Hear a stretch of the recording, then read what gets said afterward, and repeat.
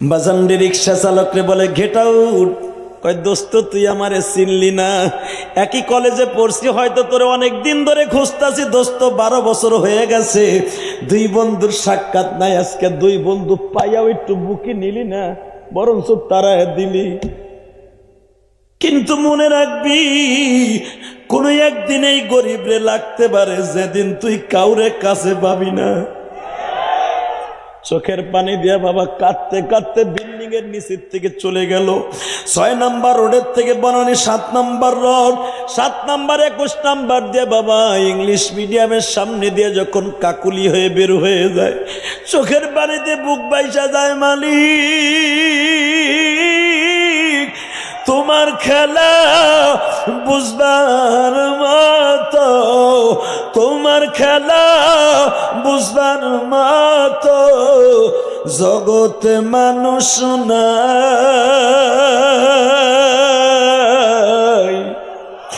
তুমি রাখো 5 তলাতে কেহ গাছতলা। এই গান গাইতে গাইতে রিক্সার প্যাডেল মারতে মারতে চলে যায় রে বন্ধু।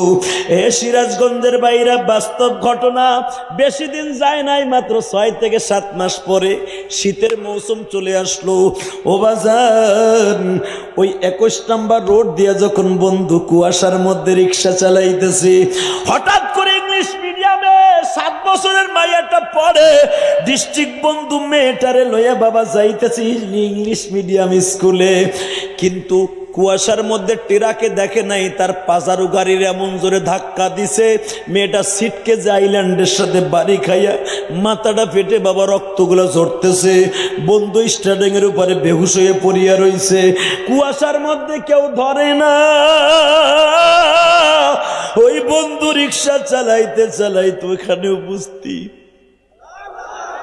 বন্ধুরে দেখেই তো চিনে ফেলছে, এক হাত দিয়া বন্ধুরে কোলে নিছে, আর এক হাত দিয়া মেয়েটারে কোলে নিছে, নিজের রিক্সার মধ্যে উঠাইয়া হসপিটালে ভর্তি করছে। মেয়েটার ইমার্জেন্সি রক্ত লাগবে। আল্লাহর খেলা বুঝবার মতো কেউ নাই রে বাবা, কার রক্ত কখন কার শরীরে লাগে কেউ জানে না। ঠিক আছে, এবার চোখের পানি ফেলাইয়া কানবা।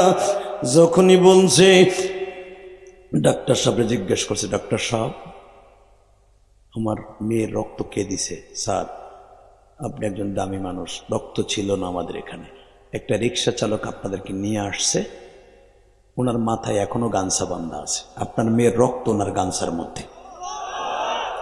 কে কে কে কে কে? রিসিপশনে আছে স্যার। এখন কানবেন। কে কইছে আল্লাহ আপনারা মাফ করবে না যুবক? এই দাদা ভাই কি কইছে? আমার আল্লাহর খেলা বুঝবার মতো কেউ নাই। কথা কও না কেন? ডাক দেব তো স্যার। ডাক দিয়ে আনছে, আরে তুই ফারুক না? দোস্ত আজকে চিনছ? দোস্ত আমার আর লজ্জা দিস না, ওটা আমার বাড়ি না, এটা হসপিটাল। এবার কানবেন। সঙ্গে সঙ্গে রিক্সা চালক বন্ধু বলে, দোস্ত এখন তো তুই চাবি, তোর মেয়ের রক্ত দিছি, বাঁচাইছি আল্লাহর হুকুমে, তোর বাড়িটা আমারে লেখা দিতে চাইবি। দোস্ত তোর অর্থের প্রতি আমার কোনো লোভ নাই, তবে আমার সাথে যদি একটা জিনিস ওয়াদা দেস, আমি রক্তের ঋণ বাদ দিয়ে দিব। যুবক বাইরে তোমাদের জীবনে এরকম হতে পারে, আমার জীবনেও হতে পারে, অথবা এই সভাপতিও হতে পারে। বাজান রে এবার চোখের পানি ফেলে আমার মাওলারে রাত 12টার সময় দেখায় দিবা। যখন বলছে, দোস্ত তুই আমার আর লজ্জা দিস না, বল কি চাস? ঠিক না বে ঠিক? জোরে কন। গরিবের দরদ গরিব বোঝে না বাবা, গরিবের দরদ ধনী কোনোদিন বুঝবে না। গরিব মানুষ রিক্সা চালায়, ধনী রিক্সার উপর উঠে আস্তে টানতে থাকলে ধাপ করে থাবুর মারে। তুই পারস না, লইছস কে? কিন্তু তো জানে না এই গরিবের খামের মধ্যে জান্নাতের সুঘিরান আছে। ঠিক না বে ঠিক? জোরে কন। একসাথে 2 বন্ধু, রংপুর বাড়ি, এই ওয়াজটা তোমরা শুনছো, সারা দুনিয়া ভাইরাল। 2 বন্ধু একসাথে একই কলেজে পড়ছে, কলেজে পড়িয়া একজন হয়েছে ডিস্ট্রিক্ট জজ আর একজন হয়েছে রিক্সা চালক। বাপের টাকা আছে, ঢাকা বিশ্ববিদ্যালয়ে পড়াইছে, আইন বিশেষজ্ঞ পড়িয়ে সে ডিস্ট্রিক্ট জজ হয়েছে, আর একজন হয়েছে রিক্সা চালক। রিক্সা চালাইতে চালাইতে বনানীর 6 নম্বর রোডে 6তলা বাসার নিচে যাইয়া বন্ধু রিক্সাটা রাইখা বৃষ্টির মধ্যে গামছা দিয়ে শরীরটা মুছতাছে। বাস্তব ঘটনা বেটা। যখন শরীরটা মুছতাছে সিসি ক্যামেরায় দেখছে ডিস্ট্রিক্ট জজ আমার সামিয়ানার নিচে, বিল্ডিং এর নিচে এক রিক্সা চালক দাঁড়াই রয়েছে। তার মাইন্ডে লেগে গেছে, লগে লগে দারোয়ান রে কয় গেট আউট, আরে খেদা। দারোয়ান যে কয় ভাই তোর মাফ চাই, আমি গরিব মানুষ, চাকরি খাইস না, তুই সর। আমার বাড়ির মালিক এটা জানোয়ার, তোরে দেখছে, তুই সর। কি কইতে চাস, তোর বাড়ির মালিক কি পাস? এই বেড়া আমিও বিয়ে পাস, কপাল দোষে রিক্সা ধরছি বেড়া, চাকরি নাই, কি করবো, রিক্সা ধরছি। চপ বেটা সর, তোর শিক্ষিতের গোষ্ঠী কিলে তুই সর। 30 শিক্ষিত হলে তুই হ্যাঁ নাইছিস রিক্সা চালাইতে। বড়র 3টা ইংলিশ মেরে দিছে, বুঝছি না, হয় নাই, আমার মন মতো হয় নাই। জন ইংলিশ মেরে দিছে, উপরের থেকে সার আসছে দোতলা থেকে, এই হোয়াট ইজ ইওর নেম? আরে দোষ, তুই সে কুদ্দুস ভাই না? আমার নাম ফারুক, আমার নাম ফারুক। তুই আর আমি একই স্কুলে পড়ছি, তুই এইখানে বিল্ডিং করছো, আমি শুনছি 6 নম্বর রোডে তোর বাসা, কিন্তু জীবনে দেখি নাই ভাই। ভাই আমি তো সেই ফারুক ভাই। Chop, get out. কিসের কার ফারুক? হ্যাঁ গেট আউট। আরে দোষ, আমার বাপ গরিব হইলো, আমার কলম দিয়ে একদিন তুই পরীক্ষা দিছিলি ভাই, আমরা দুজনে এক লুঙ্গির মধ্যে ঘুমাইতাম, ভুলে গেছো? Get out.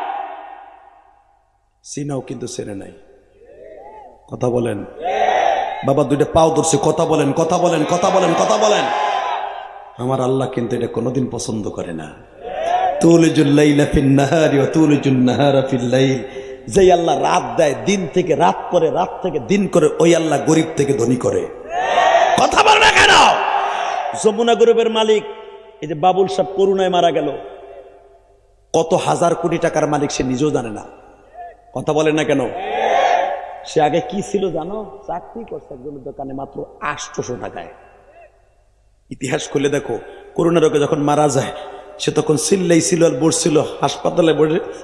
টাকায় যদি মানুষকে শান্তি না দেয় এটা জানতাম, জীবনে টাকার পিছনে দৌড়াইতাম না, জীবনে টাকার পিছনে দৌড়াইতাম না, আর টাকা দিয়ে মসজিদ মাদ্রাসা করতাম।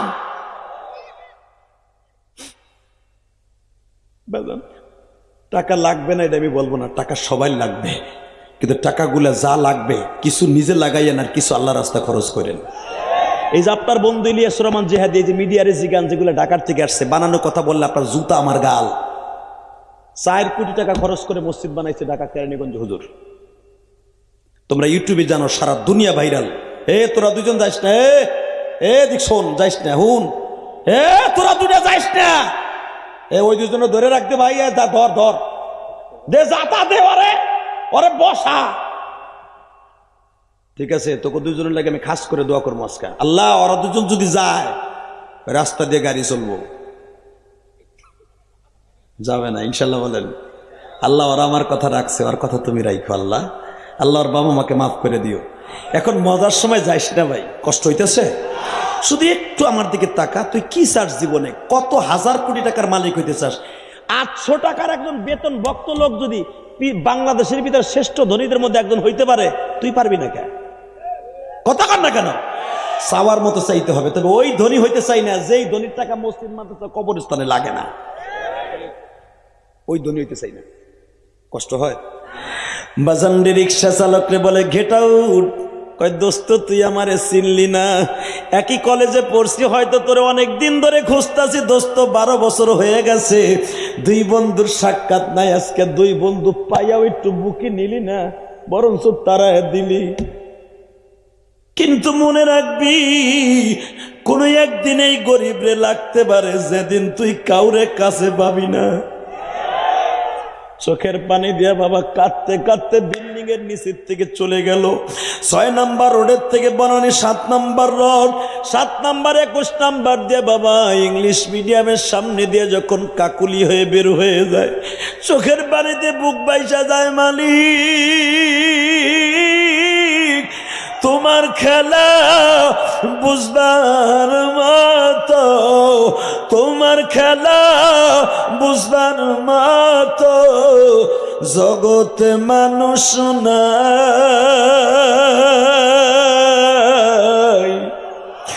তুমি রাখো পাঁচতলাতে কেহ গাছতলা। এই গান গাইতে গাইতে রিক্সার প্যাডেল মারতে মারতে চলে যায় রে বন্ধু। এ সিরাজগঞ্জের বাইরা বাস্তব ঘটনা। বেশি দিন যায় নাই, মাত্র 6 থেকে 7 মাস পরে শীতের মৌসুম চলে আসলো।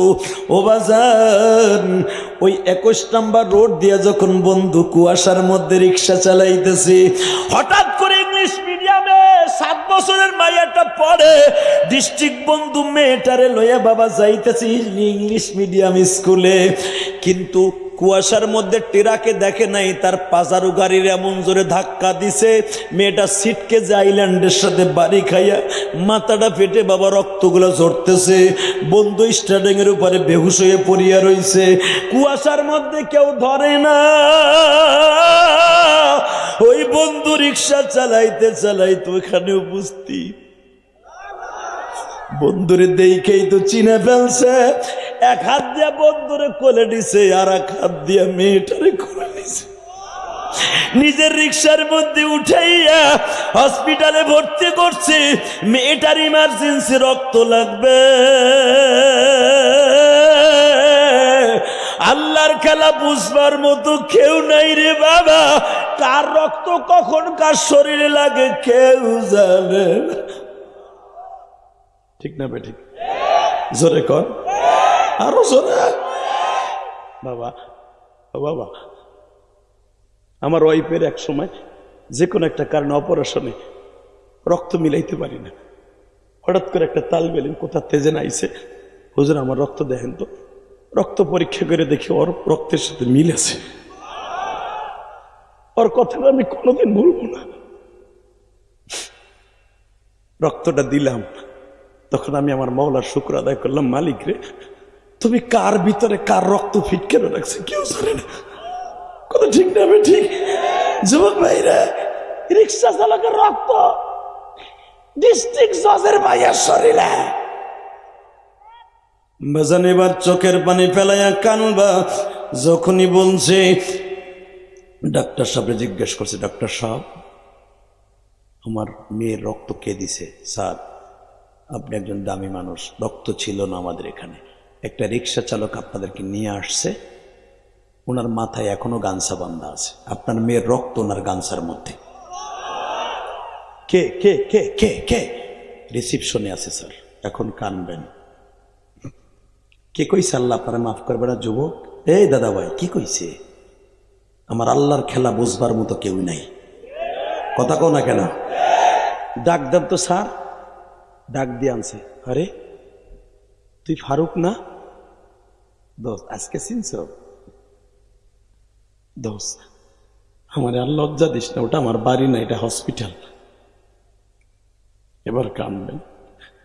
সঙ্গে সঙ্গে রিক্সা চালক বন্ধু বলে, দোস্ত এখন তো তুই চাবি, তোর মেয়ের রক্ত দিছি, বাঁচাইছি আল্লাহর হুকুমে, তোর বাড়িটা আমারে লেখা দিতে চাইবি। দোস্ত তোর অর্থের প্রতি আমার কোনো লোভ নাই, তবে আমার সাথে যদি একটা জিনিস ওয়াদা দেস, আমি রক্তের ঋণ বাদ দিয়ে দিব। যুবক বাইরে, তোমাদের জীবনে এরকম হতে পারে, আমার জীবনেও হতে পারে। এই সভাপতি কি আপনি না? না না, এমনি সম্মেলনের সভাপতি আপনি না? মারহাবা। হতে ভাই সভাপতিও হতে পারে বাজান রে। এবার চোখের পানি ফেলে আমার মাওলারে রাত 12টার সময় দেখায় দিবা। যখন বলছে, দোস্ত তুই আমার আর লজ্জা দিস না, বল কি চাস? দোস্ত দিবি? হ্যাঁ দিব। দিবি? দেব। দিবি? দেব দোস্ত। তাহলে দে, এই কাগজ একটা স্বাক্ষর দে। কোনোদিন কোনো গরিব যদি তোর এজলাসে কোনো মামলা লইয়া যায়, গরিবের বিপক্ষে কোনোদিন রায় দিস না। গরিবের টাকা নাই, কিন্তু গরিবের একটা মন আছে। গরিব টাকা দিয়ে লড়তে পারবে না, কিন্তু মন দিয়ে তোরে দোয়া দিতে পারবে। তোরে দোয়া দিতে পারবে দোস্ত, তোরে প্রাণ খুলে দোয়া দিতে পারবে। আল্লাহু আকবার সরে বলো, আল্লাহু আকবার সরে বলো। দোস্ত আল্লাহর কসম করে বললাম, আমি আর কোনোদিন